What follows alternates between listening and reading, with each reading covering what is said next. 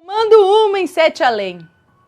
O moço que nos conta esse relato diz que estava na igreja ajudando uns preparativos para uma festa que ia ter lá. E voltando para casa, olhou no relógio e já era umas 10h15 da noite e ele estava com fome.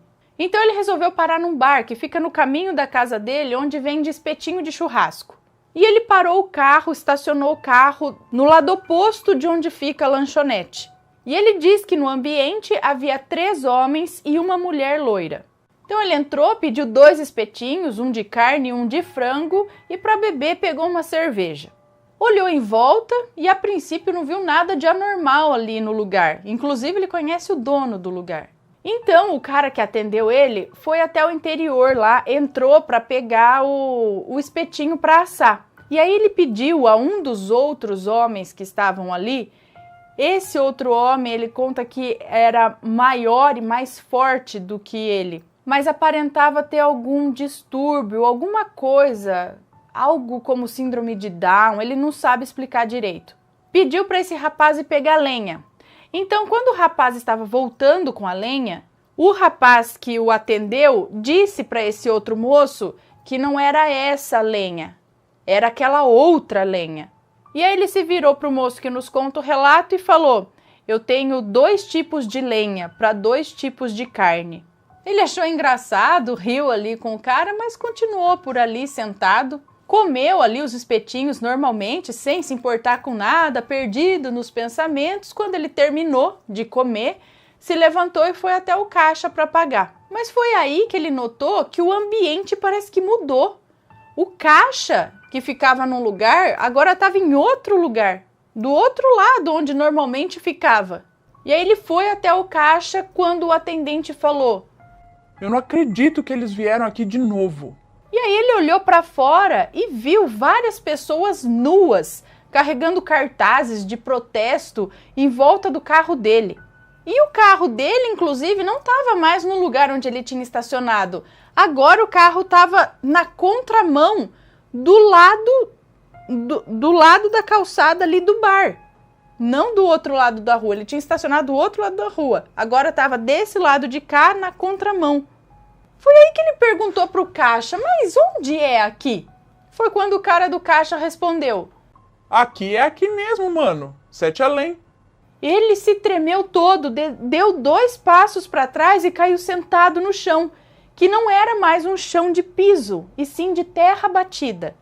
E diz que tinha até um pouco de limbo verde no chão. E aí ele notou os olhos do atendente e daquela mulher loira que estava lá também. E eram totalmente escuros, olhos negros, como de animais. E eles riram do pavor do moço que nos conta esse relato. E o rapaz falou para ele: fica calmo, ninguém vai te fazer mal. Tem muita gente de vocês vindo parar aqui sem querer. Mas vocês não podem vir aqui. Nós podemos ir lá, mas vocês não podem vir aqui. Ó, para você voltar, você pega o seu carro, vai por essa rua, vai passar por 3 casas e uma granja de peru. E você estará de volta. E aí ele foi até o cara para pagar o que ele tinha consumido e colocou ali uma nota de R$20. Aí o cara disse que tinha dado R$13 o que ele tinha comido. Então ele foi lá, pegou mais R$15 e colocou em cima do balcão. E aí o cara pegou todo o dinheiro e ficou com os R$35. Mas ele disse que nem questionou o troco. Bom, aí o cara que assou a carne e o que trouxe a lenha já tinham tirado aquelas pessoas ao redor do carro dele e disseram que ele já podia ir. Aí ele entrou no carro, virou o carro ali mesmo, abaixou o vidro, né? Cumprimentou, agradeceu os caras ali e seguiu na direção do caminho que o cara tinha indicado. E ele disse que não era mais cidade ali onde ele estava rodando, era um campo. Havia plantações, a estrada era de terra. E ele notou que o céu estava vermelho e muito escuro. E ele conta que dirigiu uns 300 metros, passando realmente pelas 3 casas. Mas não chegou até a granja de peru. Foi quando o céu começou a mudar, o céu voltou a ficar preto, o chão já era asfaltado de novo. E ele percebeu que estava a 2 quarteirões de onde era o bar. E aí ele olhou no relógio e era 3h30 da manhã. Só que para ele parece que tinha passado ao todo ali meia hora. Mas se passaram 5 horas. Aí ele deu meia volta e voltou. Passou na frente daquele bar de novo e estava fechado. Seguiu o caminho até a casa dele, entrou na casa dele e estava tudo normal. Ele conta que tinha muito medo de Sete Além até aquele dia. Muito medo dos relatos sobre Sete Além.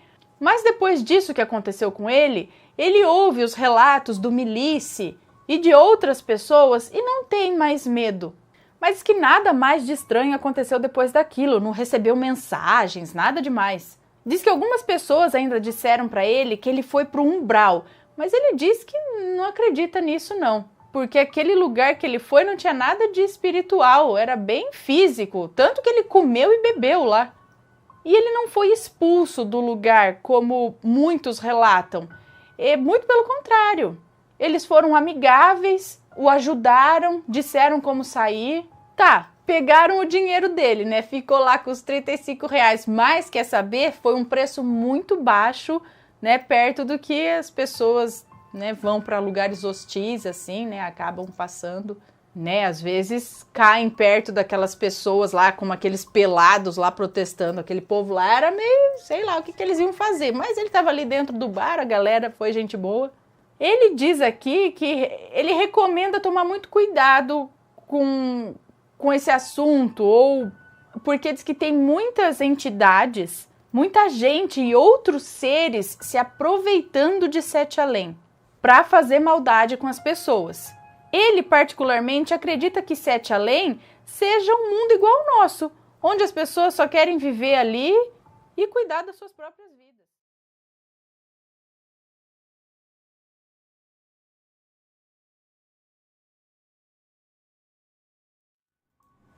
Então eu vou ler esse aqui que eu tinha aberto aqui mesmo, ó.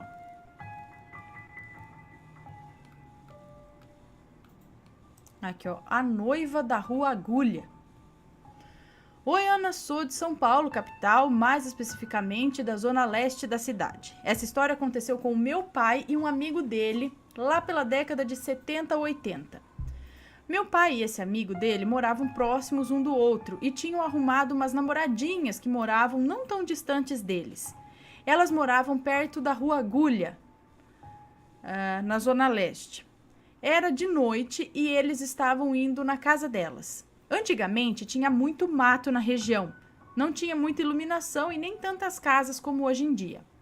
Eles estavam caminhando perto dessa Rua Agulha, quando viram uma coisa branca passar correndo no meio do mato, mas não conseguiram ver direito.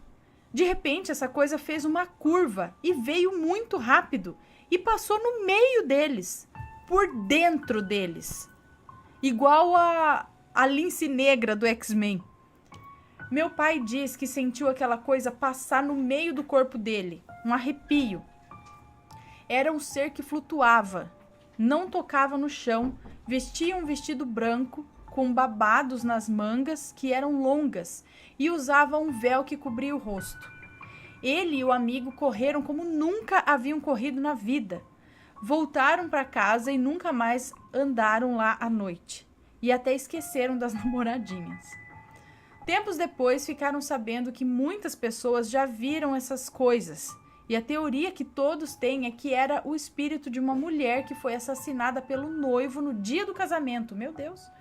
Vestida de noiva e tudo, nessa tal Rua Agulha, há muitos anos atrás.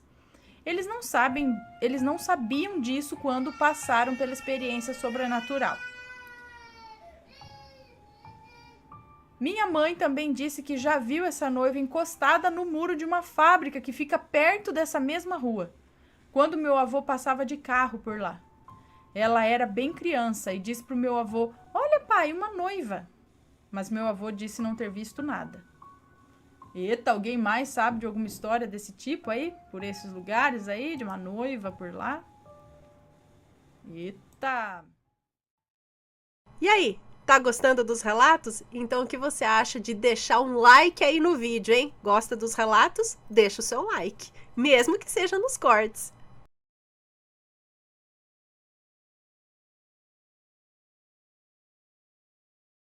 Que ser era aquele que me chamou pelo nome? A moça que nos conta esse relato tem 31 anos e é de Cataguases, Minas Gerais. Ela conta que isso aconteceu com ela é médium clarividente, tem muita coisa já que aconteceu com ela, mas isso é algo que a intriga, porque ela não sabe dizer o que era. Diz que na época do ocorrido, ela cursava o ensino médio e ela estudava de manhã, mas acabou transferindo para a noite, porque ela começou a trabalhar numa lanchonete. E ela conta que nesse dia ia ter uma prova de geografia e por conta da prova o professor permitiu que eles ficassem um pouco além do horário normal de saída da escola. Ela conta que as aulas começavam às 6h30 da tarde e terminavam às 10 da noite. E esse dia o professor deixou ficar até 10h30 da noite. E diz que já estava próximo às férias de julho. Ela conta que a cidade é pequena e que no frio ainda, à noite, a cidade fica praticamente morta. Não tem ninguém na rua. E ela conta que da escola até a casa dela, era longe. Ela tinha que atravessar 3 longas avenidas e uma escadaria até chegar na casa dela. Só para ter uma ideia, ela gastava em torno de 1 hora até chegar na casa dela, a pé. Bom, e como de costume, ela disse que foi andando, pegou o MP3 dela, colocou os fones de ouvido, foi lá escutando música, pensando na vida, até que ela se tocou que realmente não tinha ninguém na rua, ela estava sozinha. Mas ela conta que nunca teve medo de nada, mas aquele dia ela estava com uma sensação ruim. Ela conta que apertou o passo e quando estava por ali na metade da 2ª avenida, que aliás era bem escura, ela resolveu tirar o fone de ouvido e quando estava ali guardando o MP3, ela escutou uma voz. Ela ouviu alguém falando: "Oi, boa noite, quantas horas?" Então ela se virou e era um homem de uns 40 anos mais ou menos, baixo, que usava um chapéu de palha. E ela respondeu sorrindo, toda simpática, que era 10h45 da noite. E aí o homem sorriu para ela e perguntou: "Não tá tarde para você andar por aí sozinha, Bruna?" Na hora ela conta que gelou. Ela nunca tinha visto esse homem na vida, como ele sabia o nome dela. E aí é que vem a pior parte. Esse homem puxou ela pelo braço e tirou o chapéu dele. E na cabeça dele tinha 2 chifres pequenos, como se fosse de bezerro.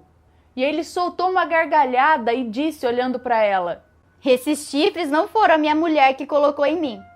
E aí diz que quando ela olhou para baixo, os pés dele eram como de cavalo. Era tipo cascos de cavalo. Ela conta que saiu correndo e diz que no fim dessa avenida tem um posto de gasolina. E ela só teve coragem de parar e olhar para trás a hora que ela chegou nesse posto. E aí quando ela olhou para trás não tinha mais nada, ninguém por ali. Ela continuou correndo. Quando chegou na casa dela, ela estava pálida, gelada, tremendo. Contou tudo para a mãe dela, que acreditou nela e a acalmou. E diz que até hoje ela fica pensando o que era aquele ser, o que ele queria com ela, como ele sabia o nome dela. São tantas perguntas para poucas respostas. Na verdade, ela disse que só tem uma certeza, é que o mundo espiritual existe, ele é real. E ela deixa esse alerta para as pessoas de que o mundo espiritual é real e o demônio existe também. E cuidado com tudo que você deseja também. O mal existe, pode ser muito perigoso. Nunca mexa com o desconhecido, nem zombe daquilo que você não pode ver. Hoje ela tem 31 anos, é médium, clarividente, kardecista praticante e sabe o quanto isso pode ser perigoso. E aí, tá gostando dos relatos? Então o que você acha de deixar um like aí no vídeo, hein? Gosta dos relatos? Deixa o seu like, mesmo que seja nos cortes.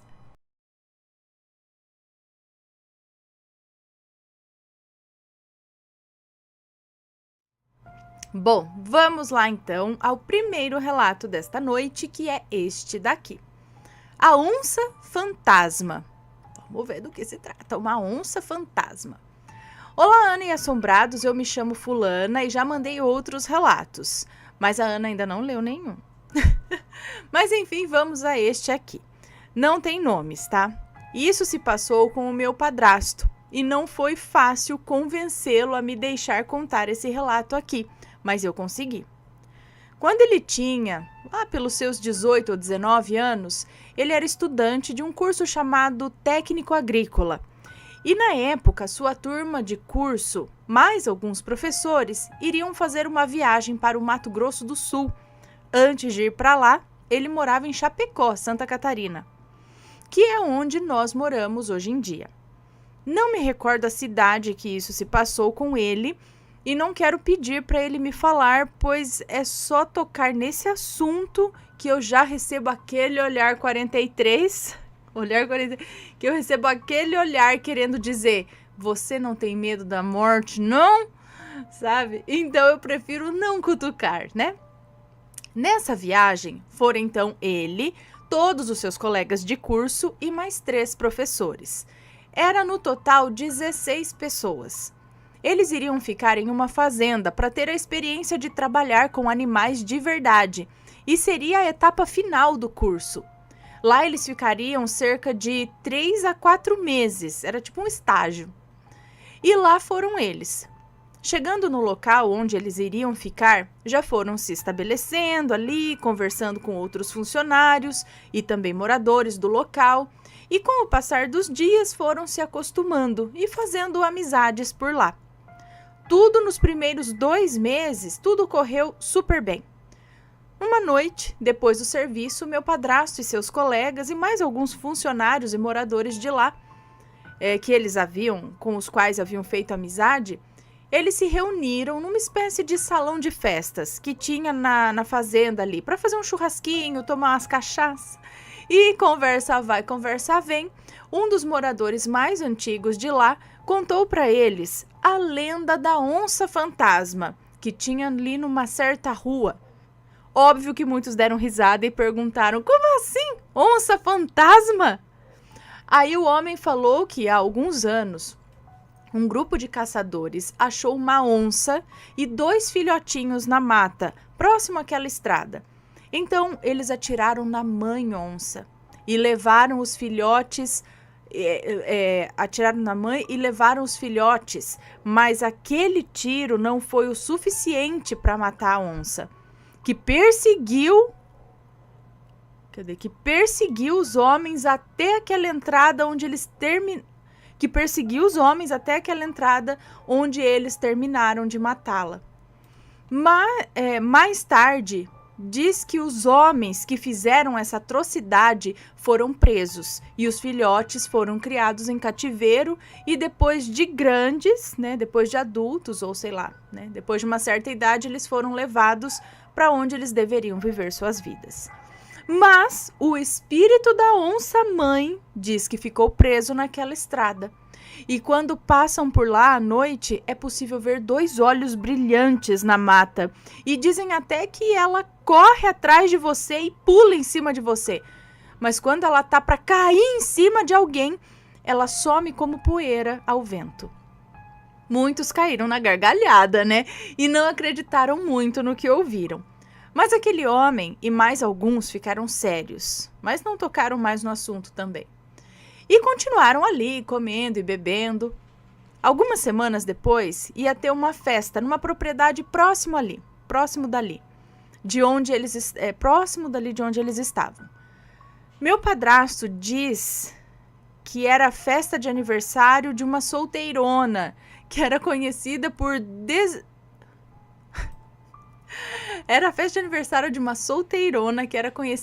desvirginar todos os mocinhos da região. Ai, meu Deus, se fosse o contrário, né? Mas com o meu padrasto e os seus colegas, ela errou o pulo, pois eles não tinham nada para ser desvirginados, não. Eles já não eram santos há muito tempo. Meu padrasto desconversou sobre esse assunto, sabe, com a minha mãe, pois ela é ciumenta e dá uma coça de pau nele. Eles foram para essa tal festa, que já começou tarde, começou lá pelas 11 horas da noite. Meu padrasto não queria ficar muito, pois no dia seguinte eles teriam uma prova prática e ele não queria chegar para fazer a prova bêbado e com sono, né?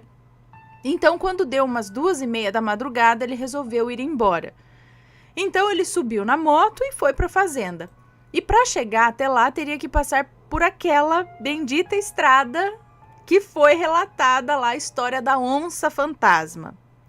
Ele ficou um pouquinho ressabiado, mas era o único caminho. Então, não tinha muita coisa que ele pudesse fazer. Quando ele já estava chegando, ele pensou assim, Parece que essa história da onça, no final, é só uma história mesmo, hein? Foi quando, por instinto, ele olhou pro lado. E então ele viu 2 pontos amarelados, brilhantes, acompanhando ele no meio da mata. Ele conta que sentiu um frio percorrer a espinha, mas permaneceu na mesma velocidade e tentou ficar calmo.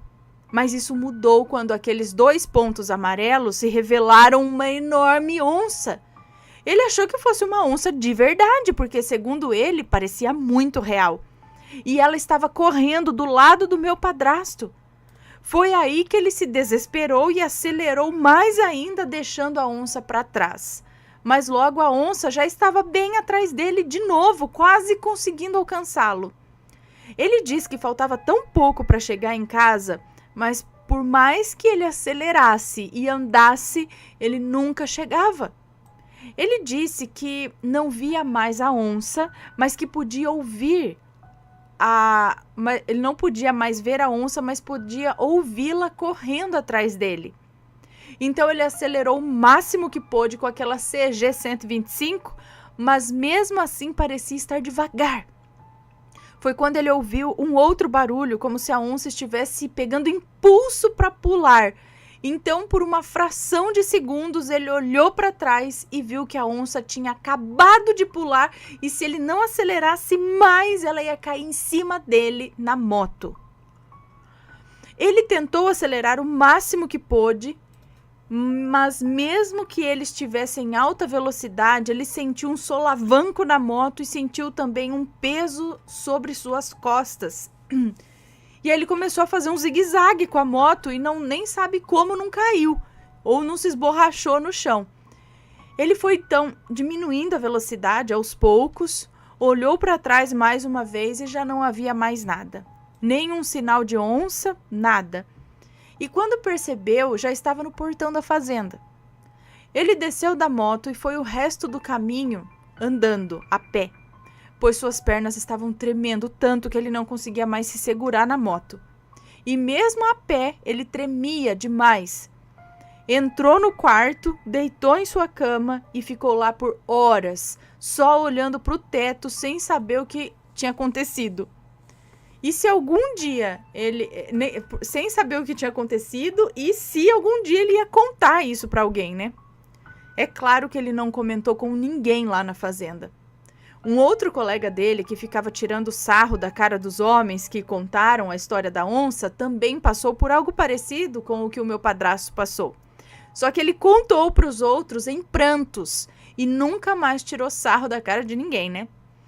Quando eles voltaram para sua cidade, ou seja, para Chapecó, e com 21 anos ele conheceu a minha mãe, que na época já estava com 28 e eu com 9 anos. Ele achou que se ficasse com uma mulher mais velha, ele ia sossegar. Mas foi bem pelo contrário, porque a minha mãe é mais fogueteira que ele até hoje. E como hoje em dia eu já tenho 20 anos, eu faço festa com eles. Minha mãe está casada com meu padrasto há quase 10 anos e desse casamento eles tiveram a minha irmãzinha, que hoje tem 7 anos, e a coisa mais importante da minha vida, eu e ela temos uma ligação incrível. Eu sempre sinto se algo vai acontecer com ela, sendo bom ou ruim, e ela tem a mesma coisa comigo. Muitos dizem que é coisa de ligação de irmãs, mas eu acho muito estranho porque temos 14 anos de diferença, e isso geralmente acontece com irmãos gêmeos, ou que tenham pouco tempo de diferença. Não. Eu não sei, só sei que tudo que a minha irmã sente a meu respeito acontece, e o que eu sinto sobre ela também acontece. Se não fossem as minhas sensações a respeito da minha irmã, talvez ela não estaria entre nós hoje. Porque quando ela tinha 4 anos, estava dormindo em sua cama, no seu quarto, que era ao lado do meu. Isso já é um outro relato, então. No seu quarto, que era ao lado do meu, eu sonhei com a minha irmã deitada no sofá e de repente ela começava a gritar, desesperada, dizendo que o bicho queria pegá-la. Eu acordei assustada e senti uma vontade imensa de ir vê-la. E quando entrei no quarto e acendi a luz, tinha uma aranha enorme e verde, subindo pela cabeceira da cama. Eu me apavorei, agarrei a minha irmã e levei para o meu quarto. Chamei meu pai, meu pai padrasto, e ele matou a aranha. Ele conhece esses bichos, sabe? E disse que essa aranha é muito venenosa. Não sabe nem como é que foi parar lá dentro, porque nós moramos na cidade. E esse tipo de bicho só tem onde normalmente tem mato. E se eu não tivesse visto, provavelmente essa aranha poderia ter picado a minha irmã e ela não sobreviveria ao veneno. Bom, Ana, esses foram os meus relatos. Ficou meio longo, desculpa qualquer erro. Agradeço se você ler. Beijos, um abraço para você e para o Matheus e para as crianças. Um beijo para você, muito obrigada. Então, eu fico pensando assim, um animal, eu acho que ele não fica muito tempo, o espírito, né? Alguns acreditam e tal, e dizem até que o espírito dos animais, como eles não têm maldade, né? Assim, eles têm que matar para caçar, para comer, porque eles também têm que alimentar os filhotes, têm que defender o território, e eles não pensam como a gente, né? Falou, estão chegando pessoas aí, mas eles não vão fazer nada comigo, então vou deixá-los passar, ou... Não, né? Qualquer coisa ali em volta é uma ameaça e eu preciso defender meu território, eu vou atacar se eu me sentir ameaçado. Então, eu quero dizer que eles não têm maldade como a gente. Então, eles dizem que eles reencarnam, eles vão para algum lugar lá rapidinho, não fica muito tempo fantasmagorando por lá de cá, para ter essa onça que ficou fantasma. O que eu penso que pode ser, talvez, isso aí que tenha, é que despertou algum ser da mata, será? Que passa por ali dando a coça para que ninguém mais faça nada em nenhum outro bicho dali da região? Algum tipo de espírito da mata que pegou o lugar ali para guardar depois, talvez, do que tenham feito com aquela onça, e aí tomou a forma dela? Será? Alguém já passou por uma história parecida com um espírito de bicho assim que vem pra cima atacar? Hein? Ou acabou que virou de tanto contar essa história e todo mundo pensar e acreditar nela e imaginar, virou uma forma-pensamento, essa onça. E agora ela realmente está por ali.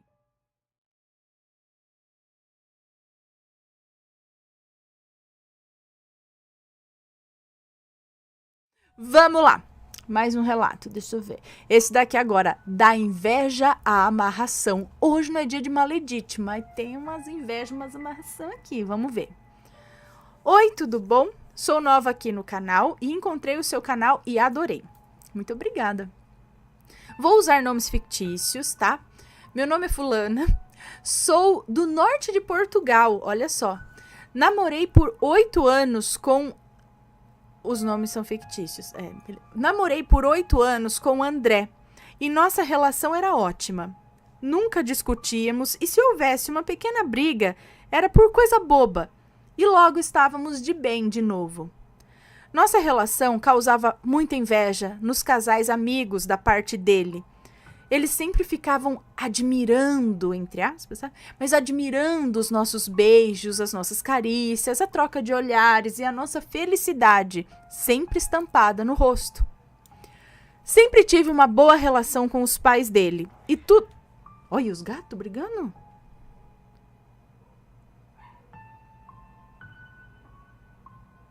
Larga minhas gatas, eu. Bom, cadê? Então aqui, elas estão batendo perna. Não, elas ficam quietinhas aqui. Vem uns gatão, às vezes, querer enxuriçar elas.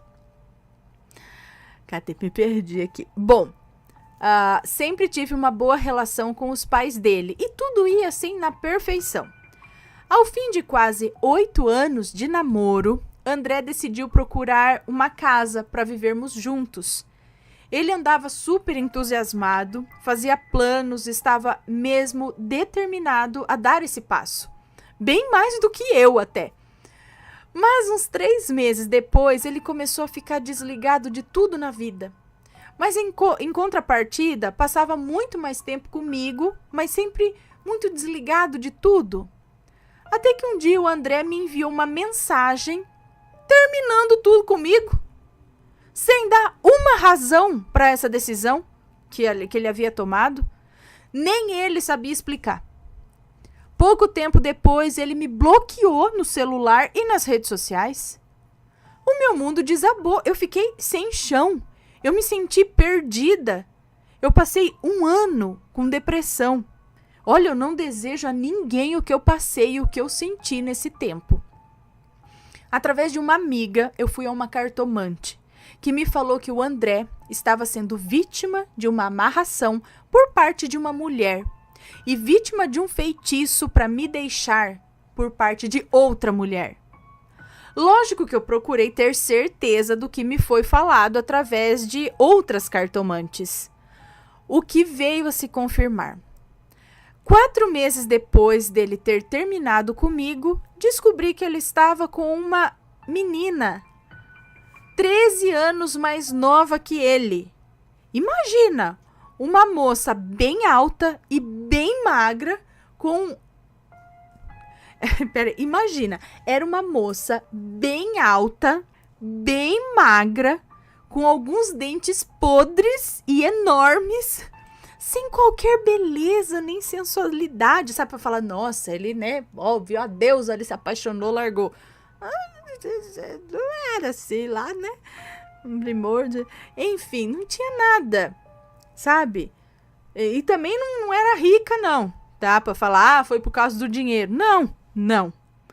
Pois é assim, é assim a mulher que ele ficou. Olha, vai fazer uns 3 anos agora em fevereiro que ele terminou. Eu sei que ele entrou em vícios de álcool, de drogas. A vida dele está do avesso. Está sempre sem dinheiro, pedindo dinheiro emprestado para amigo, que ele não tem uma conversa coerente e que tem tido muitas brigas entre os dois. O que terminou, sei lá, vai fazer 3 anos agora que ele terminou com você. Vai fazer 3 anos que ele terminou com você, é isso? E taca aquela moça, ele destaca aquela mulher, é isso? Enfim. E tem muitas brigas entre eles dois, então acredito que taca a moça, né?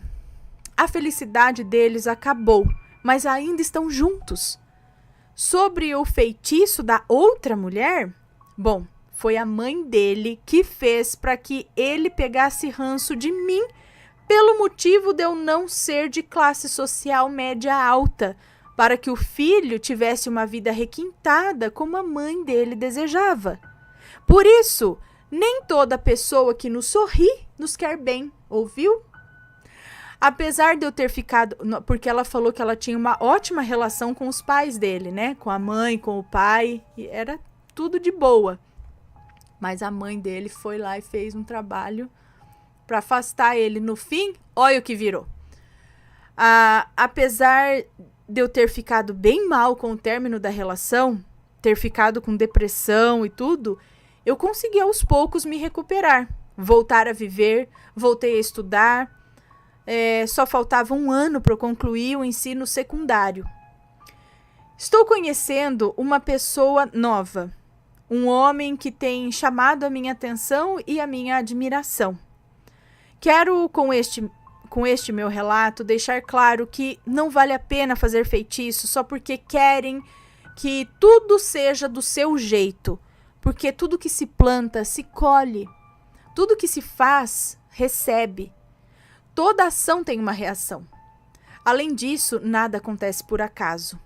Eu sofri muito, sim, mas se não fosse o término dessa relação, jamais retomaria os estudos e não conheceria essa nova pessoa. Tudo tem um porquê. E se algo sai da nossa vida, é porque algo melhor está para entrar. Obrigada por ler o meu relato. Desejo muito sucesso e felicidades. Beijos. Também penso assim. Uma porta se fecha, outra se abre. Às vezes melhor, não é? Mas olha só, agora pensa na mãe. A mãe fez um trabalho porque queria uma moça de uma classe social mais alta para o filho dela. No fim, ela só ajudou o trabalho de outra que, pelo jeito, não era de classe social muito alta, não sei o que era, ele acabou ficando Tipo, facilitou ainda o trabalho da outra para levar o filho mais pro buraco ainda. Ei, Laia.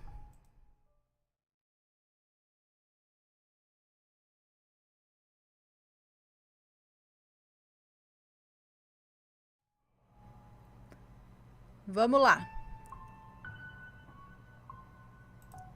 Quem avisa, amigo é. Quem que é moço, moça? É uma moça que nos conta. Olá, Ana, sou eu mais uma vez. Amei ver 2 dos meus relatos contados por você. E aqui vai mais um.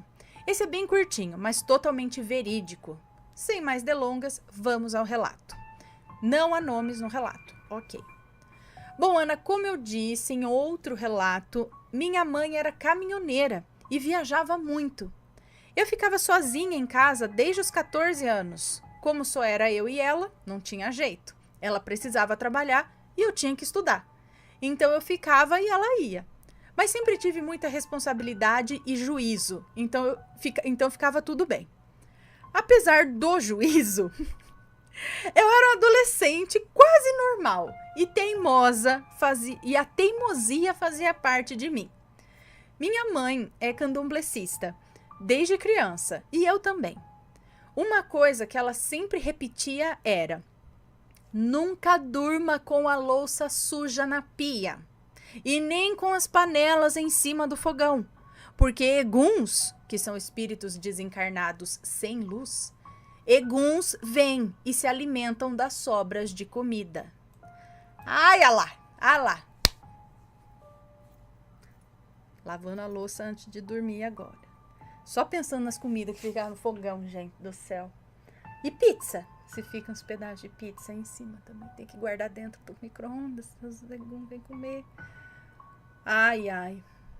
De certa forma, eu fico com dó dos espíritos também que vêm atrás de comida. Ai, meu Deus. Mas não é... Deixa. Mas vem na louça suja também? Bom, continuando, eu fico pensando na situação também, não quero zoar aqui não. Eu, como toda adolescente, que achava que sabia de tudo, dizia assim: ah, mãe, isso é besteira, ninguém vai vir aqui não. Como ela via... Então, quando ela viajava, não tinha como ela me fiscalizar, digamos assim. E eu seguia a minha vidinha sem me importar com os conselhos dela. E mais uma vez eu dormi com a pia daquele modelo. Uma noite acordei, era madrugada, escutando barulho na cozinha. Um tilintar de pratos de vidro e panelas sendo mexidas, como se alguém estivesse se servindo. Olhei no relógio e era por volta, adivinha? Das 3 da manhã. Levantei e fui até a cozinha, pois achei que fosse minha mãe que tivesse chegado de viagem. Fui já esperando a bronca que vinha por eu ter... por ter deixado a louça, né? Por ter ido dormir e ter deixado a louça suja na pia. E ao mesmo tempo achei muito estranho também, porque minha mãe nunca, mas nunca mesmo, chegava em casa de madrugada. Não era do feitio dela.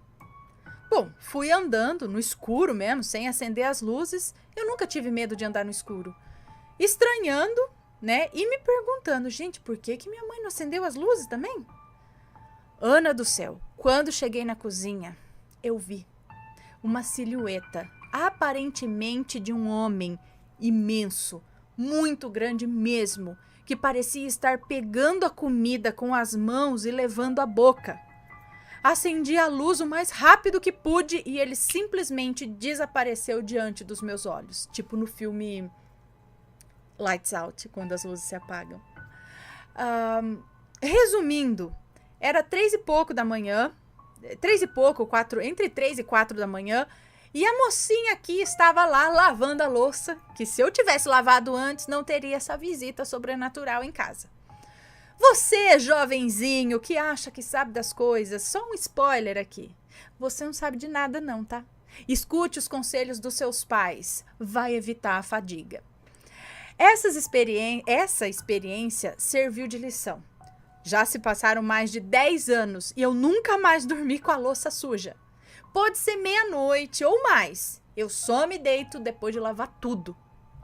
Ana, obrigado por ler mais um dos meus relatos. Desculpe qualquer erro de ortografia. Um grande abraço para você, Matheus, bebês, pets e todos os assombrados. Um beijo para você, muito obrigada. Obrigado pelo conselho. Toda vez, agora, por mais que vocês queiram falar assim, larga essa louça, é cuspida. Larga essa louça, eu vou dormir. Aí está dormindo e pensando. E se tiver alguma coisa na cozinha? Aí você escuta um barulho. Ai, meu Deus, não vou nem ver. Que coma tudo que amanhã eu vou ver, porque agora não acendo mais a luz pra ir lá, não. Ai, meu Deus, credo. Mas assim, eles não vêm toda vez fazendo barulho. Mas vem, é regra. Deixou comida lá, eles vêm. Vem. Porque não é, a gente não escuta barulho. Por mais que fique a luzinha assim, básica na pia. Nunca escutei, quer dizer, já até escutei. Mas sempre relacionei aos gatos, né? Temos gatos, até pra botar a culpa neles, né? Falei assim, tem um barulho, é gato. Ó, bateu a porta do... É gato. Mexeu na pia, é o gato. Né? Então a gente já acalma a nossa mente botando a culpa no gato. Dura se o gato estiver dormindo na cama com você, né? É o rato do gato. Então, mas assim, o que eu quero dizer é que não é uma regra, né? A não ser que esteja lá e eu não esteja vendo. Menos male. Mas sim, temos muitos relatos também de pessoas que relatam ver seres mexendo na cozinha quando lá estão panelas, comidas e louça. Não só na cozinha. Tem relato também, lembra de um rapaz que mandou? Que ele deixou o resto de comida no quarto. Ele comeu um lanche, sei lá, largou metade do prato lá no coisinha, na mesinha do computador e deitou dormir. E de repente ele escutou, acordou de madrugada com um barulho de mastigando, alguma coisa assim. Quando ele viu, tinha uma velha lá, com a boca assim, mastigando o resto do lanche que tava no prato. Ai, ai. Bom. Hein? Não quero pagar pra ver, não. Quero pagar pra ver, não.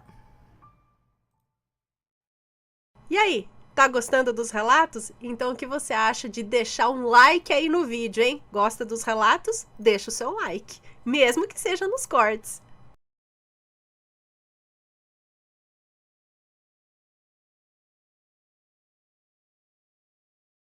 Vamos lá ao relato, então. Um fantasma ou anjo da guarda? Meu namorado... Peraí, tem dois... Eu não sei se são dois relatos... Ou... Não sei se é dois relatos, o que tá aqui, ó. Um fantasma ou anjo da guarda. 2. Meu namorado falecido me avisa quando não devo sair de casa. Vamos lá.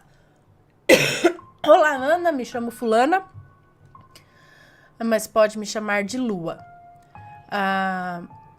Só pra constar, amo o canal e acompanho sempre, apesar de ser uma inscrita recente. Sou sua fã, beijos, beijos. Beijo, beijo, beijo. Tenho 19 anos e atualmente sigo a minha vida normalmente, apesar de tudo que me aconteceu. Faço faculdade de biomedicina e sempre fui uma pessoa que preza pelo tangível e racional. Mas confesso que sempre tive um fascínio pelo sobrenatural e gosto de estudar sobre, mas nunca foi algo que tomasse um espaço considerável na minha vida. Sou agnóstica, teísta e sou bem flexível quanto ao contexto espiritual.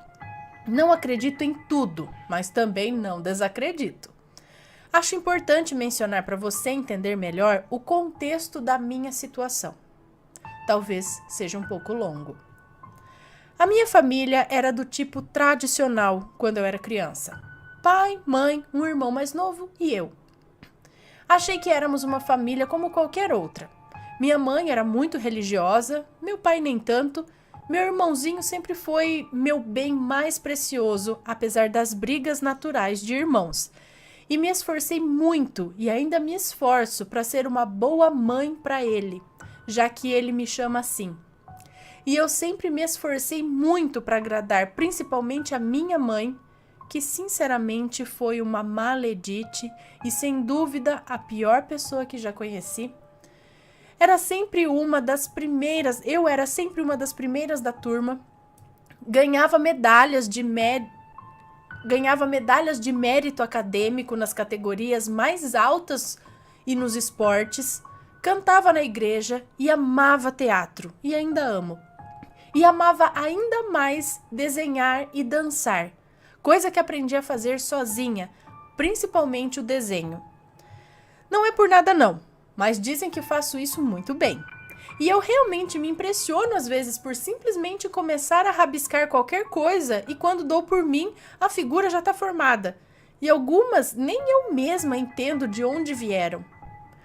Sempre tive o hábito de desenhar um rapaz alto, um pouco forte e com cabelos escuros e ondulados na altura dos ombros, como os meus. Mas eu nunca tinha conhecido ninguém assim ou visto. A minha mãe era abusiva comigo, principalmente depois que o meu pai a deixou, justamente por ela também o tratar como algo desprezível, mesmo que assim como eu, ele também fizesse tudo para agradá-la. Após o divórcio, ela só piorou.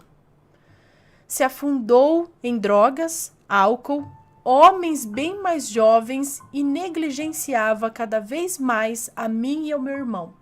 E eu, sinceramente, preferia quando ela não estava em casa. Os tapas no rosto e tamancadas viraram socos e chutes, queimaduras de cigarro e surras de cinto, ou que ela achasse que me ou o que ela achasse que me tiraria sangue. Fora os castigos, como me acorrentar ou me deixar dormir na varanda de casa no frio. Gente, eu já quero matar sua mãe. Tudo porque me pareço com meu pai e isso a irritava. Ainda tenho muitas cicatrizes dessa época e confesso que tenho um pouco de vergonha do meu corpo, por isso. Mas vida que segue. Não vou falar muito sobre o que ela me fez, já que ela faleceu. Falei que iria matar, mas já foi. Ela faleceu há alguns anos e prefiro não mencioná-la, senão teremos mais de 2 relatos, tanto de maledite quanto assombrados. Sim, cheguei a vê-la depois que se foi. 3 anos depois do seu falecimento, eu descobri o maior segredo dela.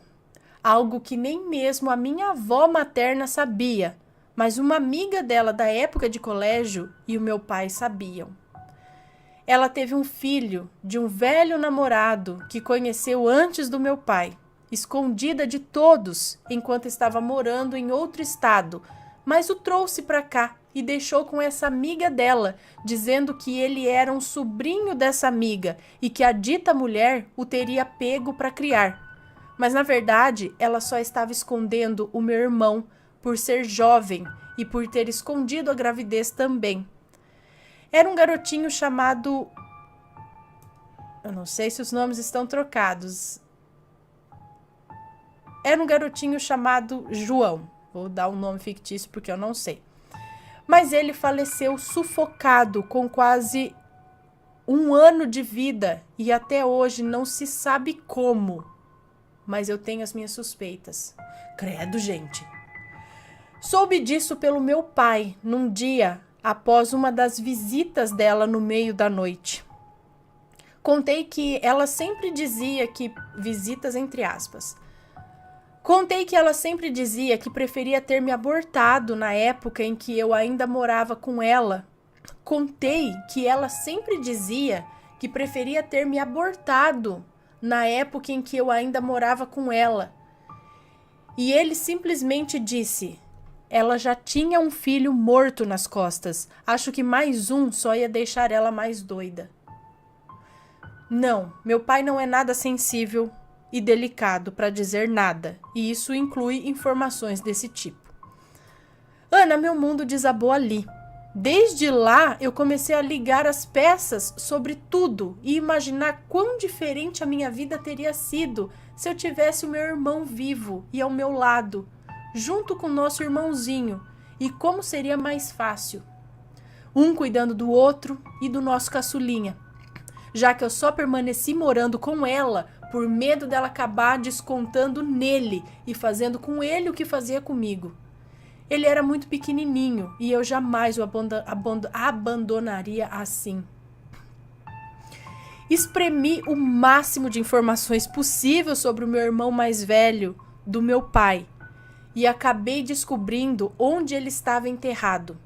Fui até lá sozinha mesmo. Mesmo sendo do outro lado da cidade. E por sorte eu o encontrei nos registros e consegui, a muito custo, após apresentar a certidão de óbito da minha mãe e comprovar o parentesco, assumir a sepultura. E para minha surpresa, Ana, quando o coveiro me levou até lá, mal dava para saber que era um túmulo, já que nem tinha mais uma lápide ou qualquer coisa semelhante, só restos de uma cruz de madeira podre. Para meu espanto, ou nem tanto espanto assim, lá estava ele, sentado no chão, olhando para mim, o mesmo rapaz dos meus desenhos e que eu via sempre. Agora vamos ao relato de fato. 1. Todas as noites em que eu ia dormir chorando, com fome ou machucada por ela, eu sentia alguém se sentar na beirada da minha cama e cantar baixinho. Só uma melodia, mas eu nunca seria capaz de esquecer. Era um rapaz, o dos meus desenhos. Estranhamente, eu nunca tive medo dele, mas eu me sentia segura e protegida. E por várias vezes em que algum dos homens que ela levava para casa tentava entrar no meu quarto no meio da noite, acabavam desmaiados inexplicavelmente e amanheciam ali no chão em frente à porta. Em uma das noites difíceis com a minha mãe e um ex-namorado dela, uma situação em que a minha mãe me jogou uma faca dizendo para que eu me matasse porque, segundo ela preferia ter me abortado e eu só atrapalhava a vida dela, eu realmente cogitei o suicídio, principalmente depois do que aconteceu, que acabou provocando a briga. Eu tinha 12 anos.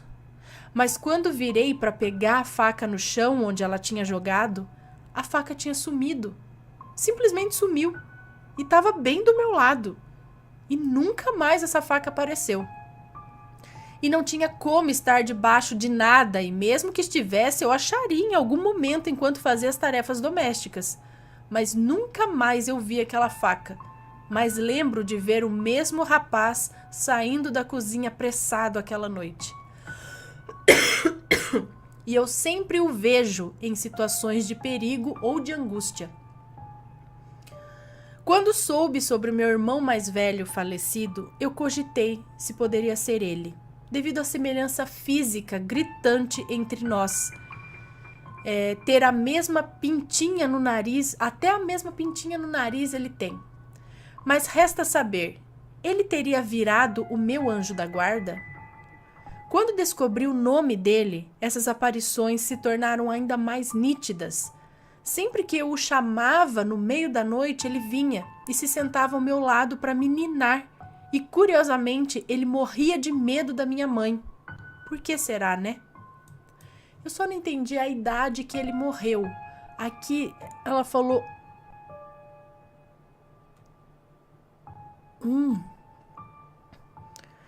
Mas ele faleceu sufocado com quase 1 ano de vida. Com quase 1 ano, não é, de vida? Enfim. Agora 2. Eu tive um melhor amigo na infância. Ele era tudo para mim, Ana. Crescemos juntos e quando nos demos conta, os sentimentos haviam mudado. Ele foi meu primeiro namorado e nós planejávamos toda a nossa vida juntos. Eu o amo de todo o coração até hoje, mesmo depois de quase 3 anos da sua partida deste mundo. Partida essa que ele escolheu, infelizmente. Ele cometeu suicídio aos 17 anos, depois de anos e anos lutando contra a depressão.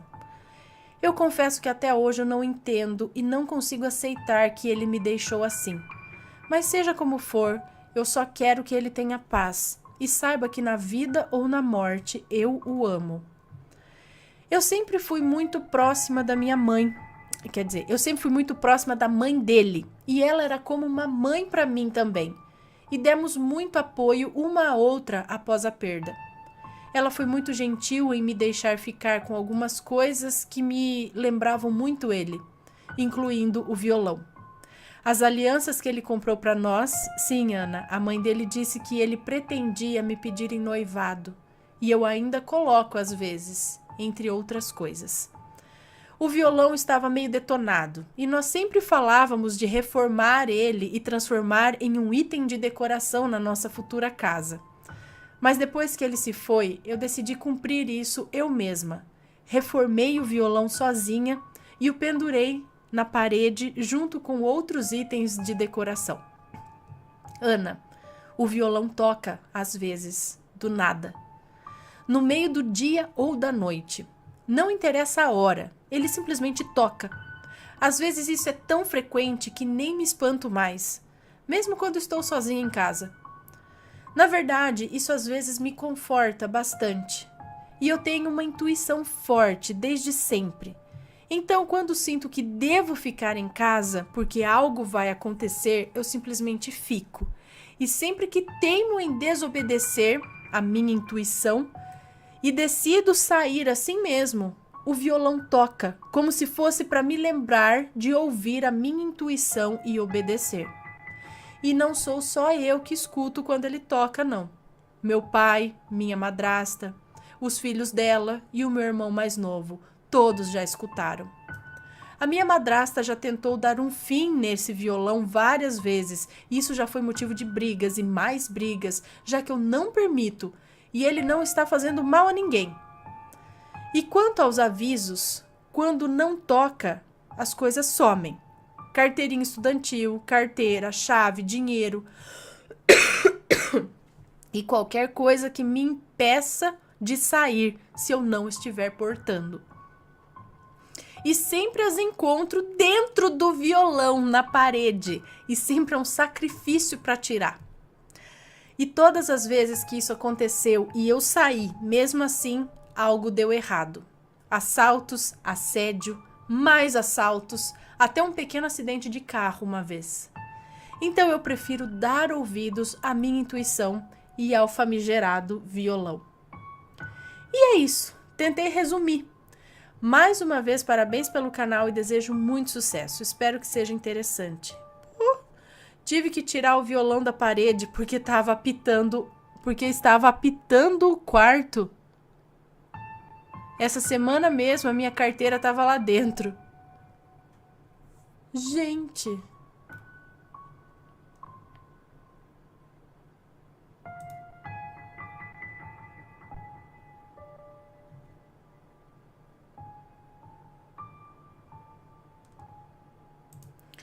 Cara. Nossa. O que eu fico impressionada ainda é com a maldade, né? Com a crueldade da mãe. E o moço. Pois é, gente. Cada coisa que a gente ouve, que a gente lê, né? Triste. Mas fica tudo bem, né? Uma hora fica tudo bem. Talvez nem tudo, mas as coisas melhoram, né? E a gente torce para isso, para que as coisas melhorem e tudo vá se encaixando, apesar dos pesares, apesar do passado. Me conta, gostou do relato? Então o que você acha de deixar um comentário aqui embaixo, sempre com respeito, por favor, além do like, é claro.